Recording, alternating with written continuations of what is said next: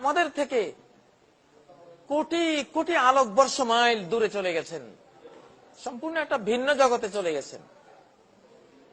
আজকাল যেমন কোম্পানির বিভিন্ন তথ্য সেন্ড করার জন্য, SMS করার জন্য একটা নিয়ম থাকে, এটা এইভাবে লিখুন, স্পেসে লিখুন, তারপর নাম্বার লিখুন, তারপর সেন্ড করুন। কোথাও বা স্টার চেপে নাম্বার দিয়ে, তারপরে হ্যাশ দিয়ে, তারপর সেন্ড করতে হয়। মৃতদের কাছে কিছু সেন্ড করতে গেলেও কিছু নিয়ম আছে ইসলামে। নবী সাল্লাল্লাহু আলাইহি সাল্লাম বলেছেন যে মৃত্যুর পরে মৃত ব্যক্তির কাছে কি কি জিনিস যাবে, সে কয়েকটা জিনিস হলো, ইন্না মিম্মা ইয়ালহাকুল মুমিনা মিন আমালিহি ওয়া হাসানাতিহি বাদা মামাতিহি।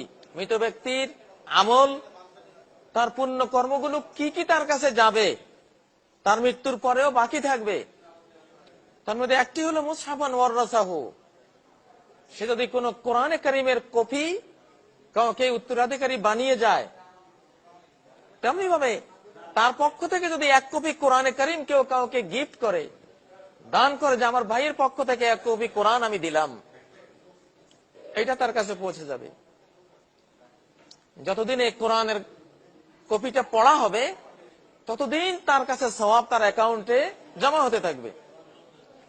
2, আও ওয়ালাদান সালিহান ইয়াদউ লাহু, তার কোন সুসন্তান যদি তার জন্য দোয়া করে, মৃত ব্যক্তির জন্য দোয়া করবে তার সুসন্তান।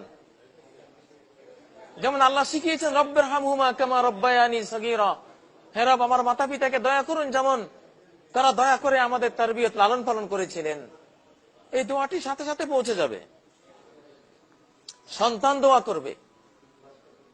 3 নম্বর, মসজিদান বানাহু, তিনি যদি কোনো মসজিদ নির্মাণ করে গিয়ে থাকেন, অথবা তার পক্ষ থেকে তার কোনো আত্মীয় যদি একটি মসজিদ নির্মাণ করে দেন, যে আমার ভাইয়ের জন্য এই মসজিদ নির্মাণ করে দিলাম তার নামে, তার পক্ষ থেকে, এটা তার কাছে চলে যাবে। 4 নম্বর, নাহরা নাজরাহু, কোন নদী একজন মৃত ব্যক্তির পক্ষ থেকে একটা নদীর সংস্কার করে দিলে, যে নদীর নাব্যতা হারিয়েছে, এর পানির প্রবাহ নেই, সেই বিশ্ব পরিবেশকে সুন্দর রাখার জন্য মৃত ব্যক্তির পক্ষ থেকে সৎ কাজটি করা যায়, এটি করলে সওয়াব তার কাছে যাবে। 5 নম্বর, বিরান হাফারাহা, একটি নলকূপ, গভীর বা অগভীর নলকূপ মৃত ব্যক্তির নামে দিয়ে দিলে, এই যে সমাজ কল্যাণটি হলো, যত প্রাণী এর পানিটা পান করবে, মৃত ব্যক্তি তার পুরস্কার পাবেন। এটা একটা তার পক্ষ থেকে করণীয় কাজ, নবী সাল্লাল্লাহু আলাইহি ওয়াসাল্লাম বলছেন। 6 নম্বর, বাইতান লিইবনিস সাবিল বানাহু, পথিক পথচারীর জন্য একটা বিশ্রামাগার, একটা পান্থশালা নির্মাণ করে দেয়া হলো। পথিকরা যেতে যেতে ক্লান্ত হয়ে একটু বিশ্রাম করছে, এটা একটা সাদাকা। এই পান্থশালায়, বিশ্রামাগারে যত মানুষ বিশ্রাম করবে, যতদিন করবে ততদিন সে এটার সওয়াব পেয়ে যাবেন। 7 নম্বর, সাদাকাতুন তাসাদ্দাকা বিহা ফি হায়াতি, যে কোনো সাদাকায়ে জারিয়া তিনি যদি রেখে যান, বা তার নামে কেউ যদি কিছু অক্ফ করে সাদাকায়ে জারির ব্যবস্থা করেন, তাহলে মৃত ব্যক্তি এটা পেয়ে যাবেন। এই 7টি জিনিস মৃত ব্যক্তির কাছে পৌঁছবে। আবু দাউদের হাদিসে আরো 5টি জিনিসের উল্লেখ আছে, যেটা মৃত্যুর পরে মৃত ব্যক্তির কাছে যাবে। এক সাহাবী প্রশ্ন করলেন, হে আল্লাহ রাসূল, হাল বাকিয়া মিন বিররি আবাওয়াইয়া শাই, আমার মাতা পিতার কোন সদ্ব্যবহার করার কি বাকি এখনো আছে, তাদের পক্ষ থেকে কিছু করার কি আমার আছে? নবীজি বলেন, হ্যাঁ আছে। একটা হলো আসসালাতু আলাইহিমা, মাতা পিতার জন্য যে কোনো দোয়া তুমি করবে, এটা তাদের কাছে যাবে, তারা পেয়ে যাবে। 2, ওয়াল ইস্তিগফারু লাহুমা, তাদের জন্য আল্লাহর কাছে ইস্তিগফার করা, ক্ষমা চাওয়া। মাতা পিতা কবরে শায়িত অবস্থা দেখছেন যে তাদের সুখ শান্তি বেড়ে গেল, জান্নাতে তাদের পদবি বেড়ে গেল, তারা আল্লাহকে প্রশ্ন করছেন কেন এমনটা হলো। তাদেরকে বলা হয় যে তোমাদের সন্তানরা তোমাদের জন্য ইস্তেগফার করছেন, এই জন্য আল্লাহ তাআলা তোমাদেরকে ফ্যাসিলিটিস দান করছেন। তাহলে ইস্তেগফার পৌঁছবে। 3 নম্বর, ওয়া ইনফাযু আহদিহিমা মিন বাদিহিমা, তারা যদি কাউকে কিছু প্রতিশ্রুতি দিয়ে থাকে যে তোমাকে 10,000 টাকা দেব, তোমাকে 1 লাখ টাকা দেব, কিন্তু তিনি এটা বাস্তবায়ন করে যেতে পারেননি, তার মৃত্যুর পরে যদি কেউ বাস্তবায়ন করে দেয়, তাহলে এর সওয়াবটা তারা পেয়ে যাবেন। 4 নম্বর সিলাতুর রাহিমিল্লাতী লা তুসালু ইল্লা বিহিমা, তাদের যে রক্তের বাঁধন আছে, ব্লাড কানেক্টেড আত্মীয় স্বজন আছে, এদেরকে কোনো সাহায্য সহযোগিতা করলে ওর সওয়াবটা তারা পাবেন। 5 নম্বর ইকরামু সাদিকিহিমা, মৃত ব্যক্তির যারা বন্ধু ছিলেন ওই বন্ধুদেরকে কোনো সম্মান করলে, সহযোগিতা করলে, বন্ধুকে সহযোগিতা করার সওয়াবটুকু ওই মৃত ব্যক্তি লাভ করবেন, তারা পাবেন। এই 7টা আর 5টা, এই 12টি পয়েন্ট আমরা দেখতে পাচ্ছি মৃত্যুর পরে মৃত ব্যক্তির কাছে যাবে। এগুলি হলো শরিয়া সম্মত বিষয়।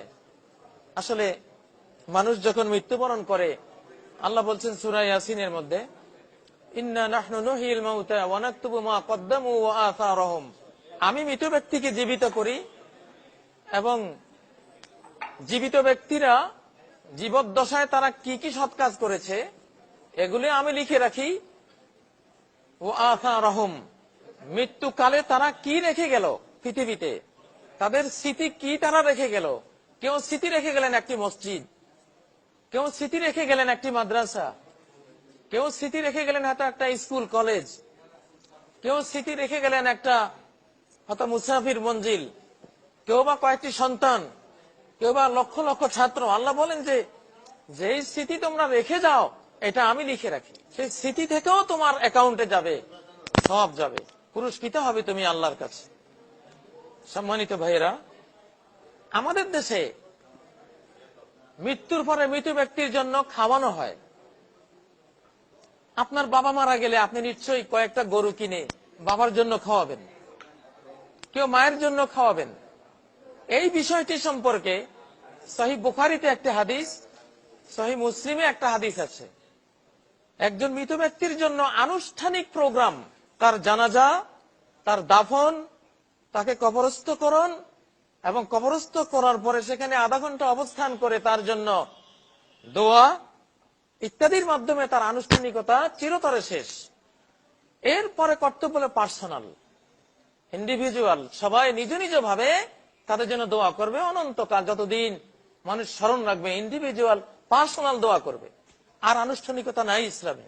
কোন ছেলে মেয়ে যদি তার মা বাবার জন্য একটা আনুষ্ঠানিকতা করে, যেমন বাবা মারা গেল, ছেলে তার জন্য 50 লক্ষ টাকা খরচ করলে বিশাল জিয়াফত করলো।